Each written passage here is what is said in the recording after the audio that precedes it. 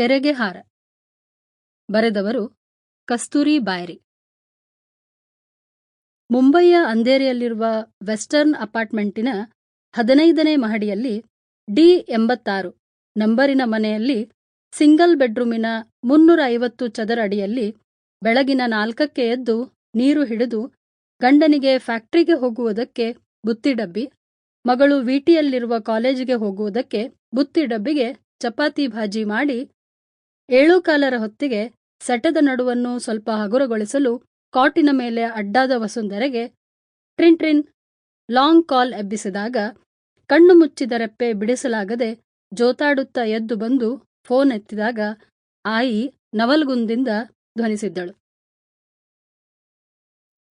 ವಸುಗೆ ನಿದ್ದೆಯ ಮಂಪರು ಒಮ್ಮಿಂದೊಮ್ಮಿಲೆ ಹಾರಿ ಹೋಗಿ I I ಹೇಗಿದ್ದಿ ಎಂದು ಕೇಳಿದಾಗ ಆಯಿ ಆಳದ ಧ್ವನಿಯಲ್ಲಿ ಬಿಕ್ಕುತ್ತ,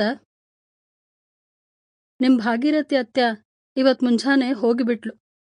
ನಿಮ್ ದಾದ ಬಹಳ ಬಡ್ಕೊಳಿಕ್ ಹತ್ಯಾರ. ಜೀವ ಸೌದದ್ದು ಸ್ವಲ್ಪನ. ಒಳಗೊಳಗ ಎಷ್ಟು ಹಣ್ಣಾಗಿದ್ಲು ವೈನಿ. ಇನ್ನು ನಮ್ದ ಹಾದಿಯವ್ವ. ಐ ನೀ ಅಳಬೇಡ. ಎಲ್ಲರೂ ಒಂದಿವ್ಸ ಹೋಗುವವ್ರೆ. ದಾದಾಗೆ ಸಮಾಧಾನ ಮಾಡು. ಅತ್ಯಾನ ಎಷ್ಟು ಪ್ರೀತಿಯಿಂದ ನೋಡ್ಕೊಂಡಾನ. ಅವಳ ಹಣೆ ಬರ ಅಷ್ಟ ಇತ್ತು. ನಾನು 11ನೇ ದಿವ್ಸಕ್ಕೆ ಬರ್ತೀನಿ. ಮಗಳಿಗೆ ರಜೆ ಇಲ್ಲ. ಅಪ್ಪ ಮಗಳು ಹೆಂಗಾದ್ರೂ ಮಾಡ್ಕೋತಾರ. ನೀನು ತ್ರಾಸ್ ಮಾಡ್ಕೋಬೇಡ ಆಯಿ. ಮಾಮ ಬರ್ತಾನೇನು? ತಡೆಯಲಾರದೆ ವಸುಂಧರೆ ಕೇಳಿದಳು. ಅವ ಎಂದೂ ತಿರುಗಿ ನೋಡಿಲ್ಲ. ಈಗ ಬಂದ್ರೆಷ್ಟು ಬಿಟ್ರೆಷ್ಟು ಅಂದ ಆಯಿ ಫೋನ್ ಇಟ್ಟು ಬಿಟ್ಟಳು. ವಸುಂಧರೆಗೆ ಇಡೀ ಮುಂಬೈ ಜನ ಕೇಳುವಂತೆ ಚೌಪಾಟಿ ದಂಡೆಯಲ್ಲಿ ನಿಂತು ಬೋರಾಡಿ ಅಳಬೇಕೆನಿಸಿತು. ಪ್ರೀತಿಯ ಭಾಗೀರಥಿ ಅತ್ತೆ. ತೃಪ್ತ, ನಿರ್ಲಿಪ್ತ, ಮೌನದ ಬದುಕು ಅವಳ ಎದೆಗೆ ನೋವಿನ ತರಂಗಗಳನ್ನು ಎಬ್ಬಿಸಿ ಎಬ್ಬಿಸಿ ಗುದ್ದಿದವು. ಅವಳಿಗೇ ತಿಳಿಯದೆ ಕಣ್ಣೀರು ಉಕ್ಕಿ ಉಕ್ಕಿ ಹರಿಯತೊಡಗಿತು. ಎಂತಹ ಸ್ವಾಭಿಮಾನದ ಅಪರೂಪದ ಅತ್ತೆ ಭಾಗೀರಥಿ ಅತ್ತೆ. ಅವಳು ತಾನು ತನ್ನ ಹೃದಯದಲ್ಲಿ ಬರೆದುಕೊಂಡ ಖಾಸಗಿ ಕವನ. ಅದರ ಆಳ, ಹರಿವು, ಮೆದುರಾಗ ಎಲ್ಲವೂ ಧ್ವನಿಗಳಾಗಿ ಅವಳ ಎದೆಗೂಡಲ್ಲಿ ಅಚ್ಚೊತ್ತಿವೆ.